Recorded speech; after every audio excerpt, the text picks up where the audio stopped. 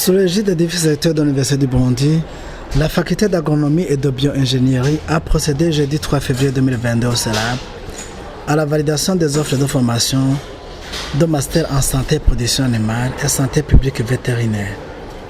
Dans son discours d'accueil, le doyen de la FABI a exprimé le plaisir de voir la validation des offres du palier master arriver. Il n'a pas manqué de rendre hommage aux experts tant internes qu'externes. C'est avec un grand plaisir pour moi et pour la FABI de vous accueillir dans cette salle du CELAB pour cette activité de validation de l'offre de formation des programmes de master dans le domaine de santé animale et de production animale. Aussi l'occasion pour moi de remercier tous les participants ici présents. Nous remercions particulièrement les experts qui avaient accepté de lire ces offres de formation et d'y apporter leurs contributions. Nous remercions aussi les enseignants du département de santé et production animale qui avaient élaboré ces offres de formation. Le représentant du recteur a, dans son allocution de circonstances, précisé l'objectif de ce programme de master. C'est en effet d'être en phase avec le plan national de développement du Burundi 2018-2027 que ces programmes ont été élaborés. Le développement d'une offre de formation n'est jamais le fruit d'un hasard. Il trouve plutôt sa motivation dans le souci de répondre aux besoins d'un pays en termes de ressources humaines de qualité qui sont indispensables à son développement.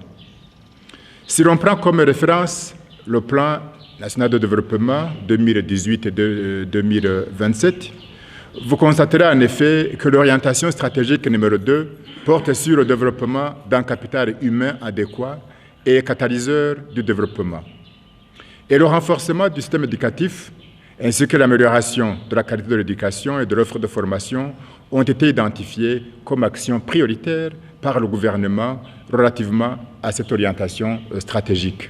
Les programmes initiés doivent répondre à l'impératif stratégique national et pourquoi pas institutionnel à préserver le secteur. Vous êtes aussi sans ignorer que l'Université du Burundi vient de se doter d'un plan stratégique pour la période 2021-2026, un document qui s'inspire entre autres du PND, auquel je viens de faire allusion un peu plus haut. Une formation pertinente, de qualité et inclusive, passant par la diversification et l'amélioration de la qualité de la formation, en réponse aux besoins nationaux pour le développement économique et social et le bien-être des populations, constitue l'axe stratégique numéro 1 pour les 5 années à venir. L'Université du Burundi est alors appelée à jouer un rôle de porte-flambeau et à assurer une veille en anticipant sur les besoins du pays en termes de capital humain. La validation de ces programmes vient à point nommé et leur importance n'est pas à démontrer. Quelle est la valeur ajoutée pour le pays, pour l'université et pour les étudiants? Tout d'abord, pour le pays, aujourd'hui, le gouvernement a mis en avant le secteur agricole. Donc le secteur agricole est l'une des priorités du développement de notre pays. Les lauréats de ces deux programmes master vont aider dans le développement de l'élevage dans son ensemble et aussi le développement de la santé animale, de la protection de la santé animale. Ça c'est pour le pays. Pour l'université, nous avons besoin de chercheurs. Et les relais de ces deux programmes vont être des chercheurs parce que nous sommes en train d'élaborer, ou les programmes qui ont été élaborés, ce sont des masters de recherche. Autrement dit, nous aurons des chercheurs dans le domaine de la santé animale, mais aussi des chercheurs dans le domaine de production animale.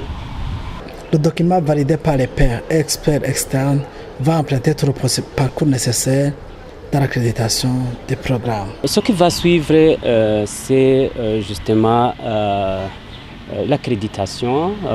D'abord, il faut que la CNES valide les programmes et en fait, il va y avoir une ordonnance ministérielle qui va justement permettre l'ouverture solennelle de ces offres, plutôt de ces programmes master. Donc dire demain ou après-demain, donc on doit suivre le processus.